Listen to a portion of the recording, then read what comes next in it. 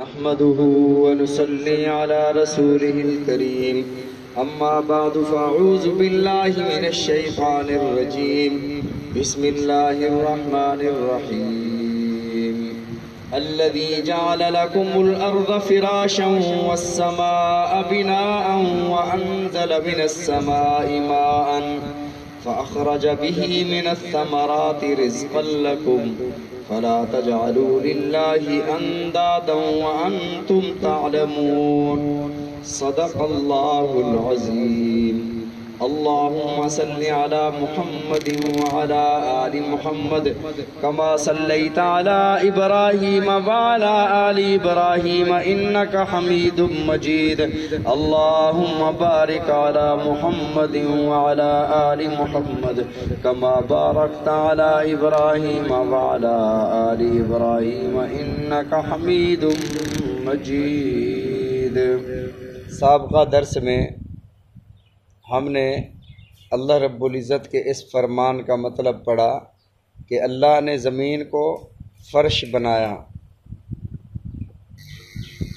اور آسمان کو چھت بنایا۔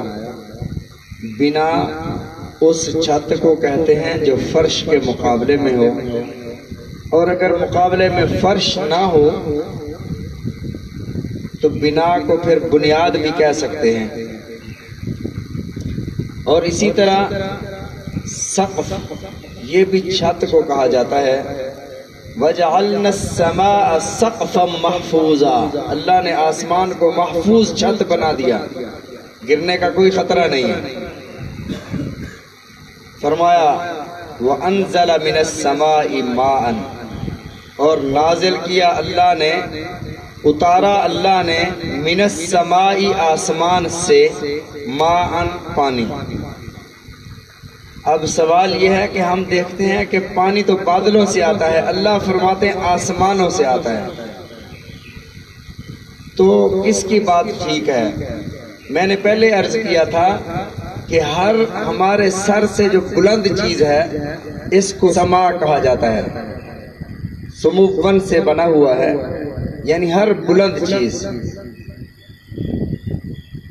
تو فرمایا فضا کو بھی سما کہا جاتا ہے، بادلوں کو بھی سما کہا جاتا ہے، اور آسمان کو بھی سما کہا جاتا ہے۔ وَأَنزَلَ مِنَ السَّمَاءِ مَاءً، اور اتارا اللہ نے آسمان سے، ماءً پانی۔ ماءً بارش کو کہا جاتا ہے مجازاً، بارش کو مطر بھی کہتے ہیں، میم طا را، مطر۔ اور مطر کے بارے میں یہ جو مطر لفظ مطر ہے، یہ پتھروں کی بارش ہو تب بھی مطر بولا جاتا ہے، پانی کی بارش ہو تب بھی مطر بولا جاتا ہے، اولے برسیں تب بھی مطر، یعنی جو بھی اوپر سے چیز برسے گی اسے مطر بولا جائے گا۔ جب کفار مکہ بیت اللہ کے اندر آئے، انہوں نے آ کر ایک عجیب و غریب دعا کی۔ انہوں نے کہا اللہ اگر یہ محمد صلی اللہ علیہ وسلم حق پر ہے نا، ہم پر پتھروں کی بارش کر دے۔ بے وقوفی کا عالم دیکھیں، اللہ نے اس کو سورہ انفال میں ارشاد فرمایا۔ اور اسی طرح اللہ نے حضرت لوط علیہ السلام کی قوم پر پتھر برسائے تو اللہ نے وہاں ارشاد فرمایا فَأَمْطَرْنَا عَلَيْهِمْ حِجَارَةً مِّن سِجِّيلٍ، کھنگر کے پتھر میں نے اس قوم پر برسائے۔ تو آسمانوں سے پتھروں کی بارش ہو یا پانی کی بارش ہو، اس کو مطر کہا جاتا ہے۔ اور اسی طرح ایک لفظ ہے وَدَقْ، یہ ہلکی ہلکی پھوار کو، ایسی بارش جو ہلکی ہلکی پھوار ہے، اس کو وَدَقْ کہا جاتا ہے۔ اور ایک لفظ ہے غیث، غیث ایسی بارش جو ضرورت، جتنی ضرورت ہو اس قدر ہو اور ضرورت کے مطابق ہو، جتنی پانی چاہیے اتنا پانی اللہ عطا فرمائے، اور جس قدر، جس موسم، جس ماحول میں چاہیے اللہ اتنا ہی عطا فرمائے، اس کو غیث کہا جاتا ہے۔ کمثل غیث اعجب الکفار نباتہ، فرمایا اللہ نے جب بارش برسائی اور کھیتیاں لہلہانے لگیں تو کسان خوش ہو گئے۔ تو کسان غیث والی بارش سے، جس کا نام غیث ہے، اس سے خوش ہوتا ہے۔ تو اللہ نے یہاں پر ارشاد فرمایا وَأَنزَلَ مِنَ السَّمَاءِ مَاءً، اور نازل فرمایا آسمان سے پانی، اور پانی کے ذریعے ہوا کیا؟ فَأَخْرَجَ بِهِ مِنَ الثَّمَرَاتِ رِزْقًا لَهُمْ، بس نکالا اس نے، کس نے؟ اللہ نے نکالا، اللہ نے بھی اس پانی کے ذریعے سے من الثمرات، ثمرات، ثمرات جمع ہے ثمر کی، اور ثمر پھل کو کہا جاتا ہے، ثمر ہر پھل کو کہا جاتا ہے، وہ خشک ہو، وہ تر ہو، وہ کوئی بھی دنیا کا پھل ہو، اسے ثمر کہا جاتا ہے۔ اور اس کے مقابلے میں ایک آتا ہے فاکہہ، انار اور کھجور کے علاوہ ہر پھل کو فاکہہ کہا جاتا ہے، اور اس کو اللہ رب العزت نے سورہ رحمان میں ارشاد فرمایا فاکہۃ ونخل ورمان، فرمایا پھل، جنت میں پھل ہوں گے، کھجور اور انار ہوں گے۔ اب کھجور اور انار کو اللہ نے مستقل ارشاد فرمایا، فاکہہ الگ ارشاد فرمایا، معلوم ہوا کھجور اور انار فاکہہ میں شامل نہیں ہیں۔ فاکہہ میں شامل ہوتے تو اللہ صرف فاکہہ ہی فرماتے، اللہ نے فرمایا فاکہۃ ونخل ورمان، وہاں پھل ہوں گے، وہاں کھجوریں ہوں گی، وہاں انار ہوں گے۔ تو ثمرات اور فاکہہ پھلوں کو کہا جاتا ہے۔ تو اللہ نے یہاں فرمایا کہ اس پانی کے ذریعے سے اللہ تمہارے لیے ثمرات نکالتا ہے زمین سے، رزقاً، رزق ہوتا ہے لکم، تمہارے لیے، اس میں اللہ کا کوئی فائدہ نہیں ہے، یہ تمہارے لیے رزق کا انتظام فرمایا۔ اب اس کا تقاضا تو یہ تھا کہ جس کی کھاؤ اسی کی گاؤ، جس نے عطا فرمایا اسی کی بات مانو۔ فلا تجعلوا للہ اندادا وانتم تعلمون، بس نہ بناؤ تم اللہ کا اندادن، کوئی مد مقابل، وانتم تعلمون، حالانکہ تم جانتے بھی ہو کہ یہ ساری نعمتیں ہم پر اللہ نے فرمائی۔ ایک غلام ہو، وہ سارا کا سارا مالک اسے عطا بھی کرے، صبح و شام اس مالک کا کھائے بھی اور شام کو مالک کو بھونکے بھی صحیح، فرمایا یہ کہاں کا انصاف ہے؟ انداد کا لفظ اللہ نے یہاں ارشاد فرمایا، اللہ کا کوئی شریک نہ بناؤ۔ اللہ کے شریک کے لیے تین الفاظ قرآن پاک میں استعمال ہوئے، خلیط، وَإِنَّ كَثِيرًا مِّنَ الْخُلَطَاءِ لَيَبْغِي بَعْضُهُمْ إِلَىٰ بَعْضٍ، فرمایا کہ بہت سارے شریک ایسے ہیں جو اپنے شریک کا نقصان کر جاتے ہیں، یہ ہلکا شریک ہوتا ہے۔ خلیط یہ تھوڑی سی شراکت ہوتی ہے، اور صرف مفادات میں شریک ہوتا ہے۔ کیا مطلب؟ دو شخص ہیں، دونوں کے بکریوں کے ریوڑ ہیں، اور انہوں نے ایک جگہ کرائے پر مشترکہ لی ہے، اور وہاں پر دونوں ریوڑ رکھتے ہیں، دونوں اپنے اپنے ریوڑ کو الگ الگ چراتے ہیں، دونوں کے مفادات الگ الگ ہیں، بس صرف اپنے ریوڑوں کی جگہ جو ہے وہ ایک جگہ لی ہوئی ہے، یا ایک شخص رکھا ہوا ہے دونوں ریوڑوں کی خدمت کے لیے، ایک شخص مشترکہ رکھا ہوا ہے، اس معمولی سے اشتراک کو خلیط کہا جاتا ہے۔ تو اللہ نے فرمایا کہ بعض شرکاء بعض کے ساتھ زیادتی کر جاتے ہیں، جب یہ معمولی شرکاء زیادتی کر جاتے ہیں تو جو بڑے شرکاء ہیں جو مال میں بھی شریک ہو جاتے ہیں وہ زیادتی نہیں کریں گے۔ وہ زیادتی کیوں کرتے ہیں؟ ہر شریک یہ چاہتا ہے کہ مجھے نفع زیادہ مل جائے۔ اور دوسرا فرمایا کہ ایک شریک ہوتا ہے، جس لفظ شریک وَلَمْ يَكُنْ لَهُ شَرِيكٌ فِي الْمُلْكِ، اللہ وہ ذات ہے جس کا اس سلطنت، اس کائنات میں کوئی شریک نہیں ہے، وہ تنے تنہا ہے۔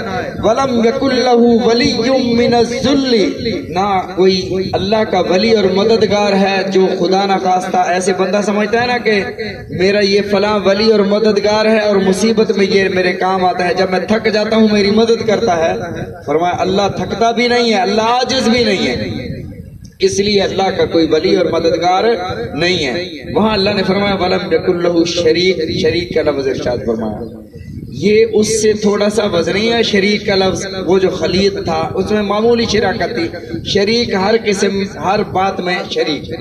اور اندادن یہ ند کی جمع ہے، اور ند کہا جاتا ہے مد مقابل کو، تیرا اللہ ہے تو میرا شری رام ہے، مد مقابل۔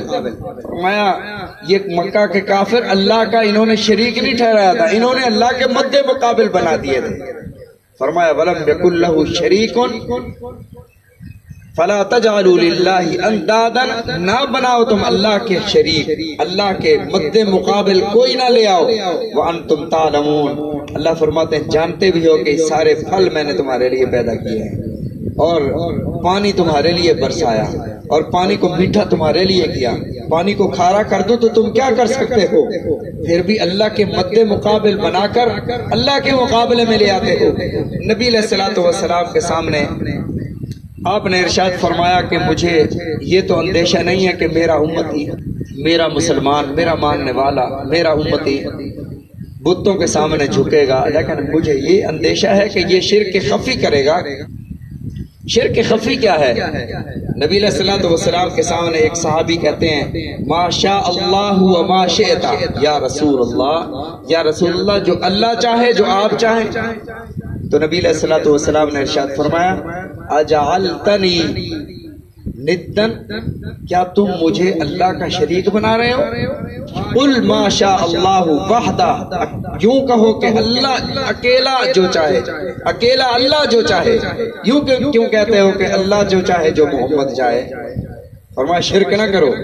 کچھ شرک ہوتے ہیں فی العبادت، عبادت میں شریک ٹھہرانا، کچھ شرک ہوتے ہیں فی العادت، عادت میں شریک ٹھہرانا۔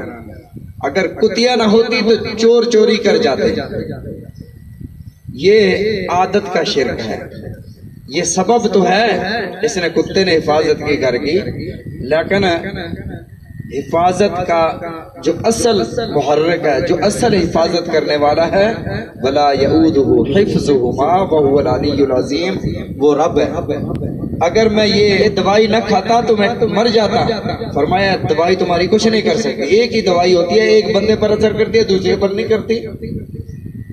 تو شفا دینے والی، صحت دینے والی ذات جو ہے وہ اللہ رب العزت کی ذات ہے۔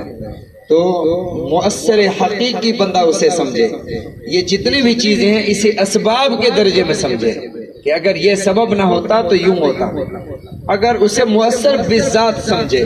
نبی علیہ الصلوۃ والسلام کے سامنے ایک صحابی نے کڑا پہنا ہوا تھا، آپ نے فرمایا کیوں کڑا پہنا ہوا ہے؟ عرض کیا یا رسول اللہ بیمار ہوتا ہوں نا تو بیماری کی وجہ سے پہنا ہوا ہے، اس سے میں نے کہا شاید مجھے صحت مل جائے۔ آپ نے فرمایا تجھے صحت نہیں ملے گی، تمہیں شفا نہیں ملے گی۔ فرمایا کہ اطرح ھذا الوصل۔ حضرت عدی بن حاتم رضی اللہ تعالیٰ عنہ فرماتے ہیں کہ ایک دفعہ میں نے سلیب لٹکائی ہوئی تھی سونے کی، آپ نے فرمایا کہ اب تو مسلمان ہو گئے ہو، اس بت کو اتار پھینکو، یہ شرک ہے۔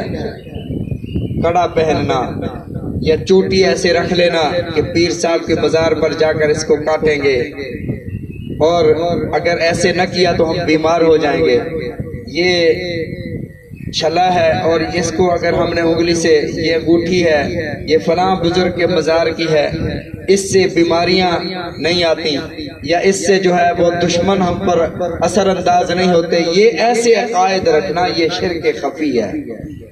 اور ایسی قسمیں کھانا جو اللہ کے علاوہ ہوں۔ نبی علیہ الصلوۃ والسلام نے ارشاد فرمایا من حلف لغیر اللہ فقد اشرک، جس نے اللہ کے علاوہ کسی اور کی قسم کھائی اس نے شرک کیا۔ میں رزق کے اڈے پر بیٹھا ہوں، میں چارپائی پر بیٹھا ہوں، میں گھاس پہ بیٹھا ہوں، مجھے بیٹے کی قسم ہے، مجھے ابے کی قسم ہے، مجھے اماں کی قسم ہے، فرمایا یہ شرک ہے۔ من حلف لغیر اللہ فقد اشرک۔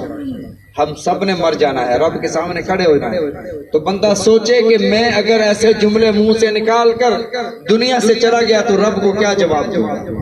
اللہ تعالی ہم سب کو سمجھنے کی، عمل کرنے کی توفیق عطا فرمائے۔ رسول اللہ صلی اللہ علیہ وسلم کے فرامین سمجھنے کی، عمل کرنے کی توفیق عطا فرمائے۔